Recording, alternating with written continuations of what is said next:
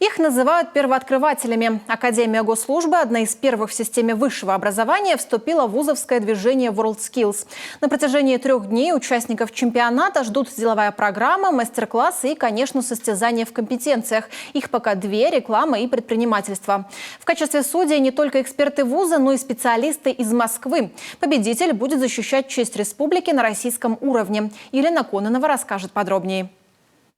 Все экзамены сданы, оценки выставлены в зачетке. Казалось бы, уже можно отдохнуть, но нет. Для этих молодых людей испытания продолжаются, и даже не по своим специальностям. 15 участников первого вузовского WorldSkills попробуют себя в роли начинающих предпринимателей и рекламщиков. К состязаниям конкурсанты приступают не без навыков и знаний. Перед чемпионатом все они прошли экспресс-обучение. Студентка 2-го курса, будущий экономист Милана Лепа, освоила начальные азы рекламного искусства. Начали искать материал, пробовать на примере каких-нибудь предприятий, организаций, сами делать рекламу.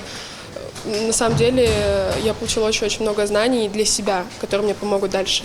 Освоение практических кейсов по маркетингу, социальным сетям, разработке и ведению сайтов – это компетенция реклама. В предпринимательстве задачи тоже не из легких. Студентам предстоит разработать проект, что называется «от нуля и под ключ». Конкурсанты к состязанию приступают со своими идеями. Второкурсница Екатерина Бронникова со своей напарницей во время подготовки к чемпионату предложили что-то вроде кабинета психологической разгрузки. Комната разгрома, которая направлена на психологическую помощь, то есть вы приходите в комнату и можете ее крушить какое-то время. Мы просчитывали все по стоимости, сколько у нас выйдет, за сколько мы получим прибыль, то есть выйдем в плюс.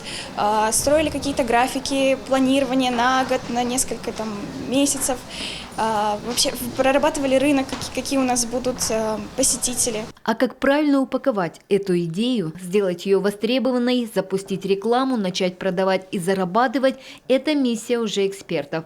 Главное, участник сам должен понять, что он хочет и что умеет делать. По результатам состязаний проекты как минимум должны выйти на самозанятость.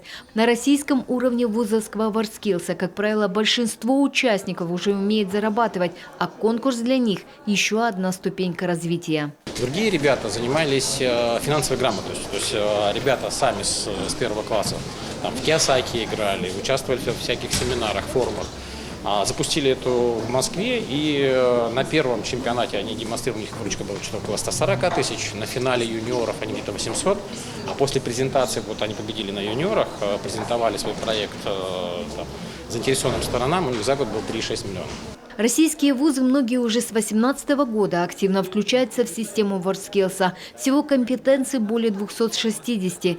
Коми только-только начинает шагать в ногу с движением. Знакомство с ним началось в Казани. Познакомились с вузами, которые сегодня эту практику ведут на протяжении уже 5 лет. Да, далее это был визит уже непосредственно в агентство WorldSkills в Москву. И после таких для себя новых интересных встреч мы решили, что мы однозначно это будем начинать, развивать. Я думаю, на следующий год у нас будет уже как минимум 3-4 компетенции. Чемпионат WorldSkills для конкурсантов – это сильная прокачка, как профессиональная, так и личностная, говорят организаторы. А главное – это инструмент для самореализации. И это для современного молодого человека особенно ценно сегодня. Елена Кононова, Дмитрий Булаев, телеканал Юрган.